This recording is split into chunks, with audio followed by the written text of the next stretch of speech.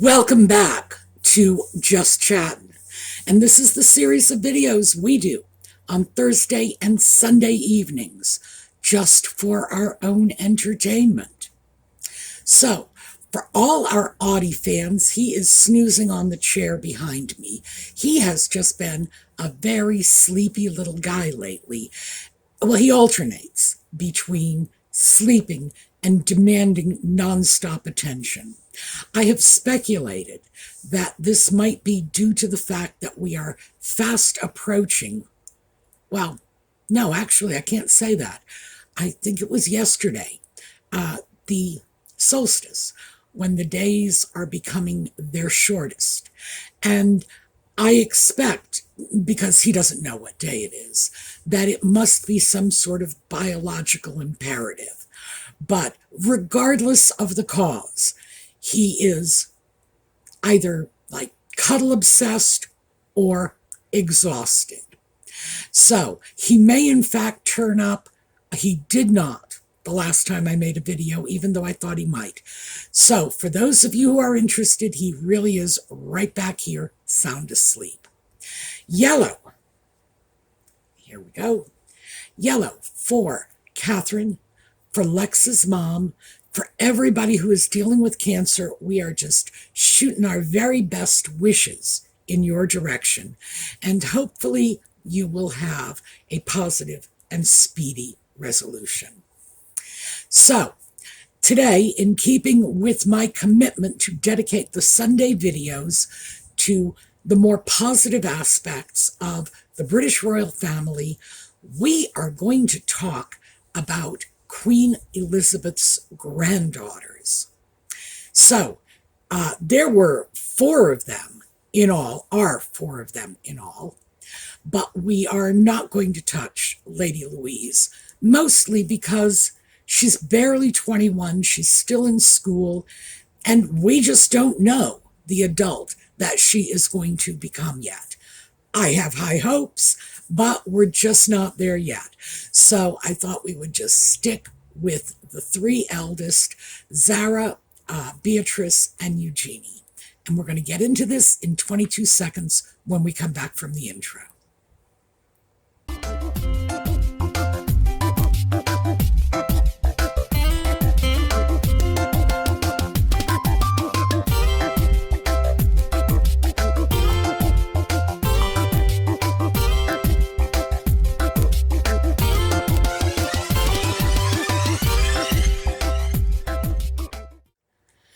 So, we're going to start with Zara first. She is the Queen's first granddaughter, and she's the daughter of Princess Anne. Now, for those of you in the UK, this is old news, but there are a lot of people, not just in the US, but in other parts of the world, who are really not aware of this. We have a vague sense of the British royal family, and up until relatively recently, and I say relatively recently because I think social media has been changing that, but up until relatively recently, most of us had a vague idea of what was going on across the pond, but in terms of any real concrete knowledge of who these people are and what they're up to, yeah, I think most of us could not, here's my boy. Most of us could not pass one of those happy hour bar quizzes. So, Zara is the daughter of Anne. All right, okay, here. We're going to take a brief break. I'm going to put him up on my shoulder. Do you want to be up here? I'll let you stay here for a minute. All right, so for all you Audie fans, here you go. We're going to take a quick little break to socialize with the cat for a minute. I will be right back. Okay, so I have divested myself of a cat. It took some doing because every time I tried to put him down, he would just sink his claws into my shoulder and play this, oh no, I'm staying game. He took my scarf with him. It's on the floor here. I'll pick it up later, but I just took so long to get him off my shoulder, I just couldn't justify delaying filming this any longer, even to just pick up a scarf. Okay, Zara Phillips. Now, Anne had 2 children with her husband at that time, Captain Mark Phillips, Peter and Zara. And Zara is the younger of the 2. She is 43. And she, interestingly enough, really picked up her parents' passion for horses. Anne, as we all know, is a horse lover. She was on the British equestrian team in the Olympics in 1976, and she did a lot of other competitions during that period. That definitely seemed to be the direction in which I rather imagined her life was going. But she surprised me when she just sort of returned to the fold and said, I'm a working royal now. And heaven knows she dedicated herself to that with a vengeance too, because she is widely considered to be the hardest working of the working royals. Her husband, Captain Phillips, was also an equestrian. All of the information I've gotten about him emphasizes his more administrative and training career accomplishments. Interestingly enough, this guy loves horses. Interestingly enough, the people that he has been involved with subsequent to Anne, because they divorced many years ago, have been equestrians. I suspect this guy is such a horse lover that if he goes out looking for a girlfriend, he actually looks for the horse and takes the girl that comes with it. But it's no surprise that Zara picked this up. She got it from both her parents, and she began competing. She, too, was in the Olympics 2012, and her team brought home a silver medal. So, initially, of course, my thought was, well, if your mother, in Anne's case, or your grandmother, in Zara's case, is the queen, you're pretty much guaranteed a spot on the Olympic equestrian team if you want it. I'm not sure that's not true, by the way, so I'm not backing all the way off that. But I do know they're not going to give you a silver medal. So, yeah, she's got to be good at this. She competed extensively, from what I can tell, more extensively than her mother did. This absolutely seems to be how she envisioned her life going, at least for some period of time. Entirely, no. Because when she was in college, and it's college here in the U.S., they call it uni overseas, but her major was physiotherapy. This is not one of those, oh, I'm just in college killing time till I meet my handsome prince majors. No, no. There are hard sciences in this. A degree in physiotherapy involves a lot of work. And interestingly enough, this is the first time I can remember any member of the royal family getting a degree that actually had the potential to get them a legitimate job out in the real world. Wow. And physiotherapy is not just a job, it's a profession, it's a career. So obviously she had a great interest in that.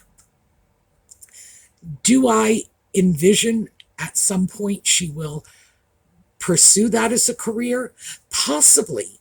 You know, you don't study for a degree in something if you don't eventually plan to use it. However, if I have my way, not that the royal family cares about that, but if I had my way, if I were making decisions for them, I would certainly think that for Zara, once her nest empties, and we'll get to that in a moment, she and her husband would be a tremendous asset as working royals. And despite the fact that physiotherapy is a good, laudable career, certainly nothing to be ashamed of, and pursuing a field like this, hey, you're doing good. So no one could complain about that. I think that she and her husband could do more good as working royals. Just saying, and like I say, nobody's going to be paying much attention to me on that. So, nest emptying. They currently have 3 children. Lena, their eldest, no, I'm sorry, that's Mia. Mia is the eldest. She's soon to be 11. Lena is the next one, and she is 6. And their youngest is a boy, Lucas. He's 3. So, let's talk about Daddy for a minute. Zara married another athlete. She married a man named Mike Tindall, who was a rugby player and a professional rugby player. I don't know the first thing about rugby. I don't even know. I think there's a ball involved in it. That's as far as I go on that. But I did look up his sports record, and apparently he was very good as a rugby player. And he and his team brought home championships, and he was very popular. That doesn't surprise me, because seeing Zara and Mike in public is just, it's a joy. They seem so happy. They seem so exuberantly delighted with life, with the people they meet. It's almost infectious. Well, it is infectious, because I see film clips of them smiling and clowning around, and I start laughing too. They are an incredibly charismatic couple. I think the biggest part of that is their authenticity. What you see is very much what you get. They're not putting on a show for anyone. I think that would be fabulous if they could just do that professionally for the royal family.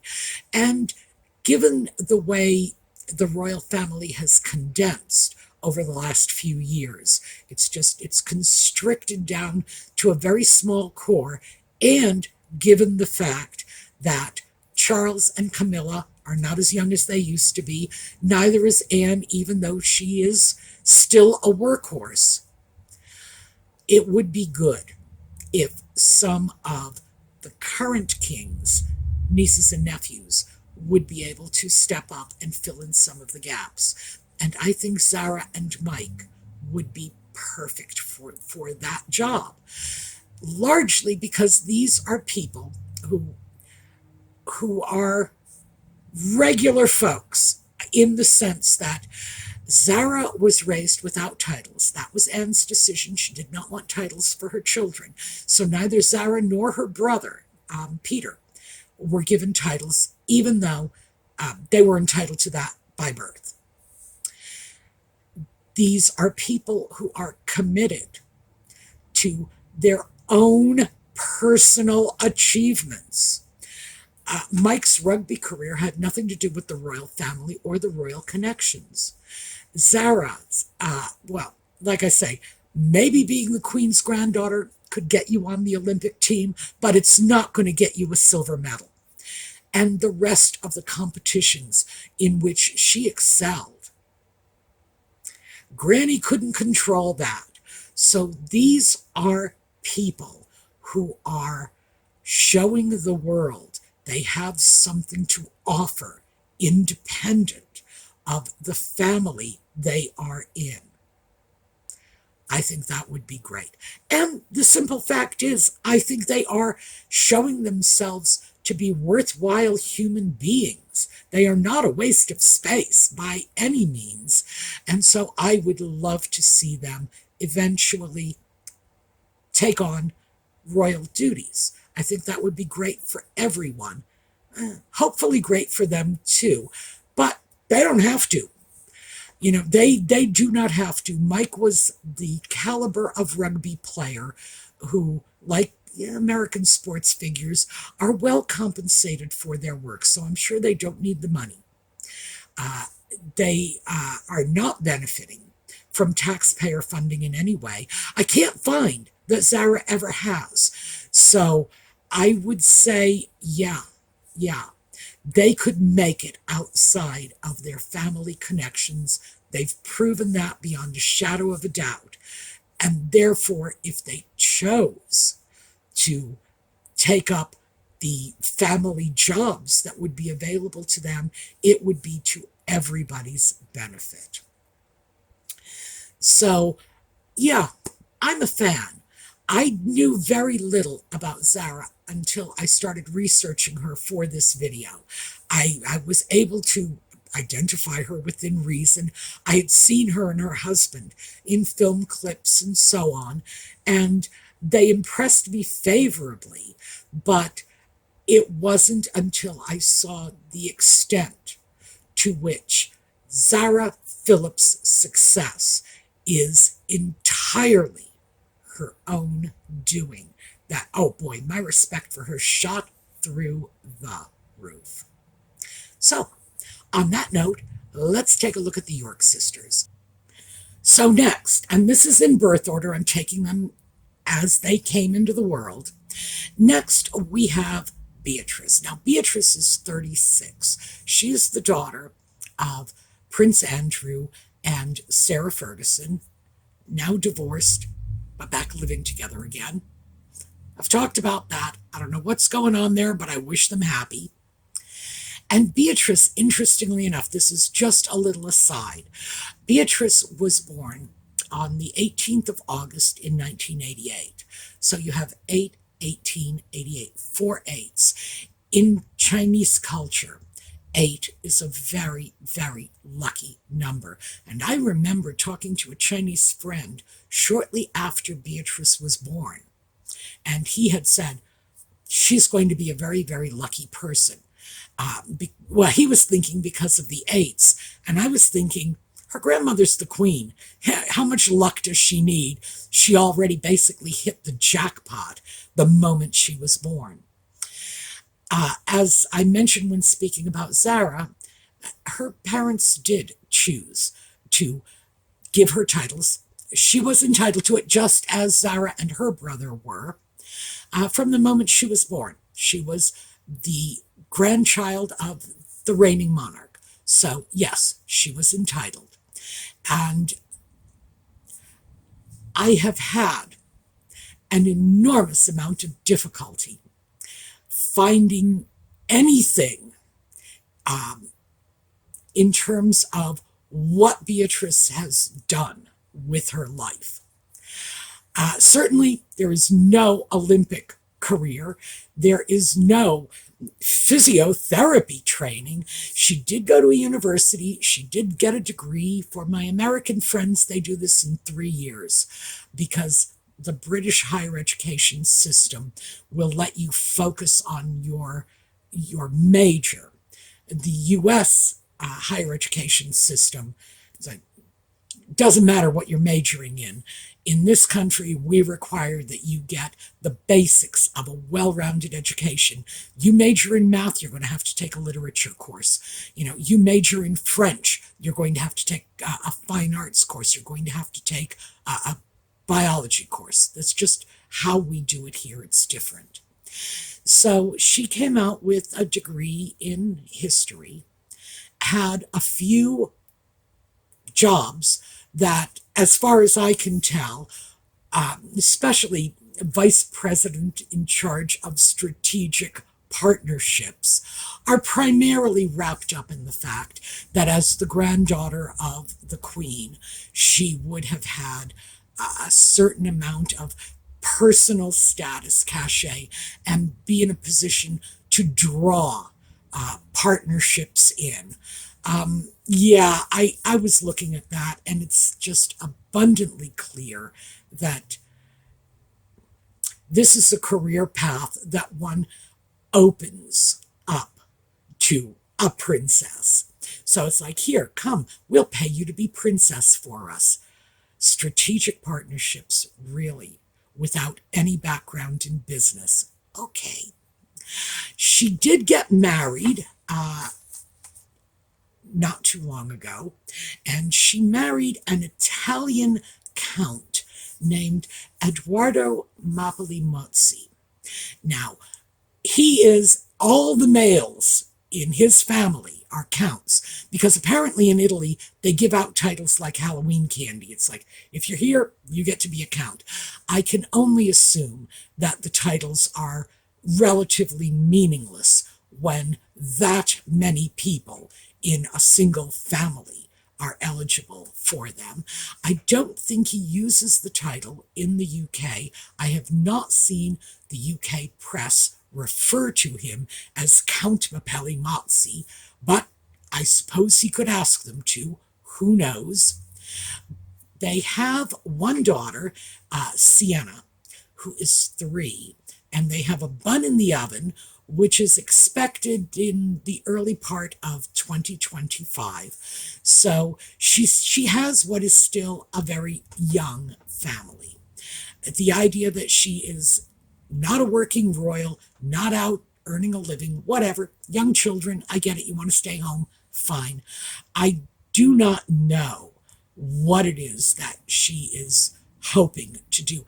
I don't see clear paths in her life thus far, as I saw in Zara's life, with the sports occupying her childhood right up until she was about 30, and then of course the physiotherapy degree, which is always going to be available to her. I'm not seeing that with Beatrice. Same thing with Eugenie. We'll get into her next, but this is just not a person who has done much that is worthy of note. She has been involved in a great many charities. All of the Queen's children, grandchildren, relatives, whatever, are involved in charities, in that in the UK, being able to put a member of the royal family on the board of your charity usually bumps up its prestige. I do not know that she has been particularly active in any of these charities. I have no idea what she may have been doing. But regardless, do I think that there is room for her to become a working royal? I don't know. I don't know. If the British royal family has learned anything from her parents, I would say the answer to that would be no. Because even if she became a working royal, there's still her husband, who is out in the business world doing whatever businessy things he does, which appears to be tending to family-based interests. I just don't think that's something that is very likely to happen. Is she getting taxpayer-funded support? Not anymore, but she did. So did Eugenie. They had taxpayer-funded security until right up until about 15 years ago. And I also see from the various residences that they have had that they have probably gotten grace and favor housing as a result of their connection with the royal family. And what that means is there are a great many properties owned by the British royal family, which the family can then lease out, and they do.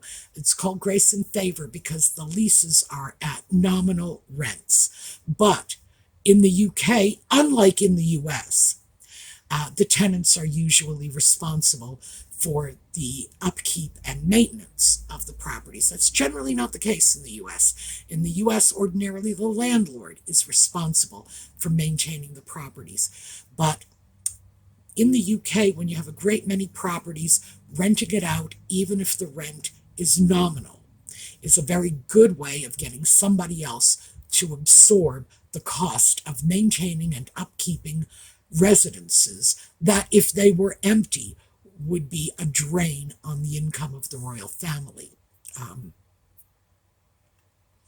And I'm sorry, my mind is very tempted to go into a lengthy explanation of this, but not the time, not the place. Regardless, it is clear that she is getting some degree of family support. She did at one time have taxpayer-funded security. So, yeah, very much unlike what's going on with Zara. So let's walk away from her and let's move on to younger sister Eugenie. Now, she is married to Jack Brooksbank. Oh, I'm sorry, she's 34 years old. She's married to Jack Brooksbank, and they have 2 children. They have a boy, August, who is about 3. A lot of 3-year-olds in that family. Zara's son, Lucas, is 3. Beatrice's daughter, Sienna, is 3. Eugenie's son, August, is 3. So that's good for them because these kids are together all the time. We see them in pictures constantly. And personally, I think that's wonderful that the kids have all of their cousins around them. So, Jack Brooksbank, Eugenie, her degrees were in English literature and art history. And she had a couple of these sort of, we'll hire you because you're a princess jobs. She worked in an art gallery and she worked at an art auction house. And that stopped pretty quickly. Got married, had children. Again, involved in some charities, but are they contributing to the extent that Zara is? No. For a long time, I dismissed Beatrice and Eugenie as worthless socialites. Just to be perfectly honest with you, I could not see them doing very much of anything with their lives except going off and being party girls. And there's nothing wrong with that. You want to be a party girl? Go ahead, do it. But do I look forward to the day when either one of them might crawl back to the royal family and say, we would like to be working royals? Well, I can't say crawl back because they haven't actually been ousted from the royal family. They're just not working royals. They're just perfectly content to take all the perks and do nothing in return for it. How lovely. And that is absolutely part of the reason that I have very little regard for them, because it's a freebie for them. We are princesses and we are rich and we're going to go party. And there's no sense of giving back. Yes, they are involved with some charities, but I cannot see they are particularly actively involved. Lord knows they're not emptying bedpans anywhere. So, would I be heartbroken if they never showed up as working royals? Well, yeah, not being British, I guess I don't have anything to say about that. Certainly nobody's going to be listening to my opinions, but I would not. I don't think that having them out in the community, living their own lives in their grace and favor apartments, is any loss to the British people. I just don't see that. And I do not see them as being able to contribute anything especially positive. I don't. They're party girls. They're the British version of the Kardashians. Well, no, probably not. But there's something akin to the British version of the Kardashians. Just some random party girls that get their pictures taken in the paper a lot. And are they doing other things? Well, no. So that's basically what I have for you. Just an overview of who they are, what they are doing. In the case of the York sisters, Beatrice and Eugenie, not very much. They have socialite lifestyles. In the case of Zara, she's doing a bunch. Hopefully, we are going to see a little more of those who are rolling up their sleeves and working. Maybe a little less of those who are just socialites, not really contributing much of value to anyone at any time. But like I say, if they want to be party girls, who am I to say? All right, we are going to take a look at a slideshow on the way out.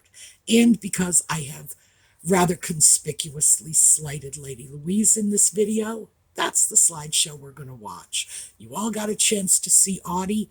So, hopefully I will see you next time. In the meanwhile, have a terrific day.